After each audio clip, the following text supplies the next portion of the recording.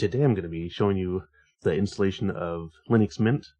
It's actually one of the distributions that seems to be really good with, new users and everything. So let's see here. Got my virtual machine going here. Still going to do an install. Start it up. Okay, so as you can see, it's kind of in a windowed mode since it's in a virtual machine. So I'm just going to change the resolution so that we can see it all, or get a full screen.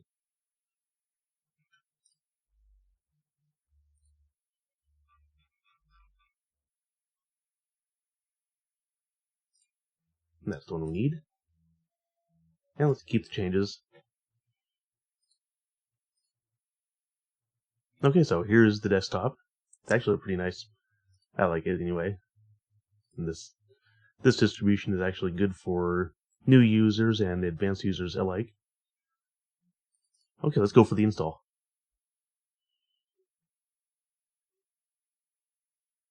It's gonna load up here. It'll take just a moment.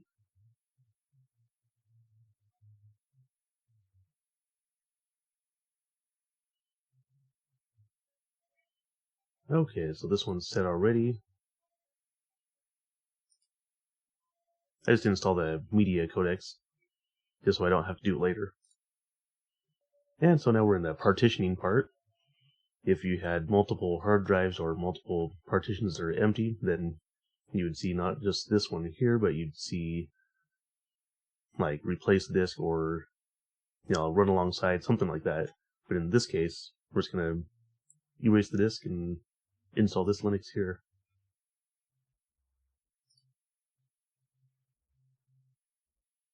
And we got the time zone.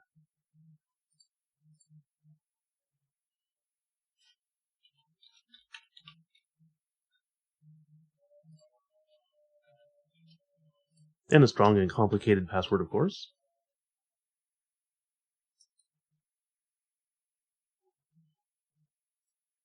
Now I'll see you when this is done. Okay, we're going to load this up after installing. So it'll take just a moment.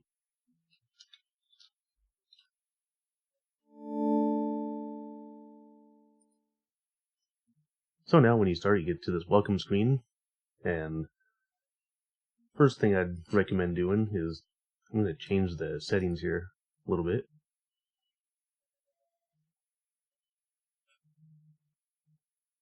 I would recommend doing the system snapshots, also the driver manager. First, I would actually go to the update manager, launch that. When you do, you might get a blue little piece right up here saying to update the mirrors, and just click on yes on that one. Let's see here, I'll take you to there where it would take you.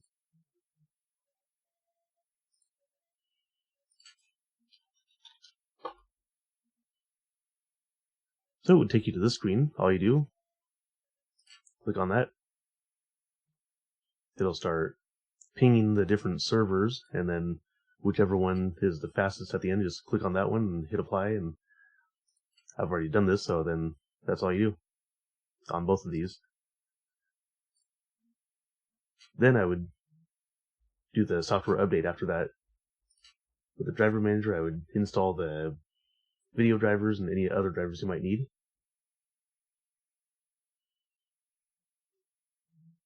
And then the system settings, you can go into here. Now you can do all kinds of different things. You can even get a new theme if you want to. New icon sets, whichever you want. Or go into here, find some ones that people have uploaded. Okay, so then there's different layouts that people have made.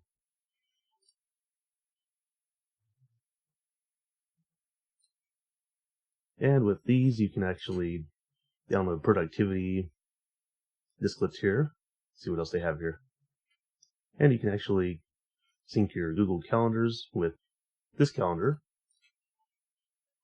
And also there's various other apps you can use for useful things.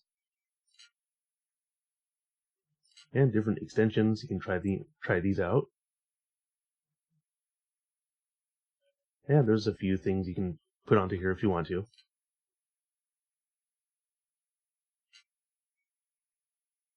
And the display settings, system settings,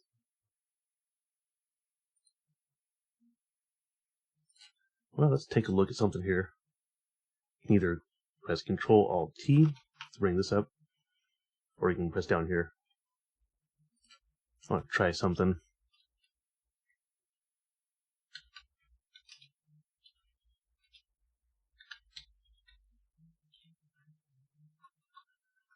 No, not that.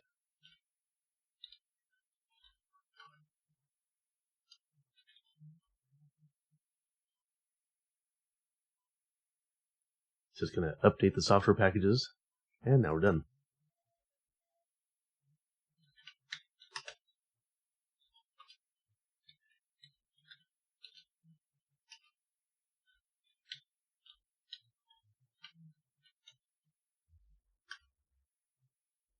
And now we can install different software using this method, or you can use the graphical interface to install the same packages. While that's doing that, I'm going to go there. Okay, so we got the software manager up, and we also installed OBS as well. But there's other software in there. And there's the graphical image manipulation program, GIMP, and that's the Photoshop contender. And there's also various things. But let me check and see what's in here. See if that's there. Yep, Discord is there, or there's also Telegram as well. So there's all kinds of various software packages that you can install. You can either do it with the command line or with the graphical interface. And now that we got Firefox up and going, let's take a look here. So we got this browser.